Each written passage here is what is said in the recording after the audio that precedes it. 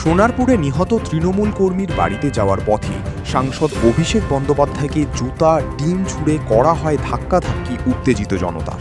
অভিযোগ, চোর চোর স্লোগান তুলে তাঁর দিকে ডিম ছোড়া হয়, এমনকি মাথার হেলমেট খুলেও মারধরের অভিযোগ। ঘটনাকে কেন্দ্র করে এলাকায় উত্তেজনা ছড়িয়ে পড়ে। নিরাপত্তারক্ষীরা দ্রুত পরিস্থিতি নিয়ন্ত্রণে আনে। নির্বাচনের পর প্রথম বড় রাজনৈতিক কর্মসূচিতে এসে এমন বিক্ষোভের মুখে পড়ায় শুরু হয়েছে রাজনৈতিক তরজা। সূত্রে জানা যায়, চাকরি হারা সহ সাধারণ মানুষ তাদের জমে থাকা ক্ষোভ উগরে দেয়। তার মধ্যে ছিল অভিষেক ব্যানার্জির ডিজে বাজানোর নিদান স্বরাষ্ট্রমন্ত্রীকে চ্যালেঞ্জ। ঘটনার পিছনে কারা রয়েছে তা নিয়ে শুরু হয়েছে জোর চর্চা। News India bureau report, Kolkata.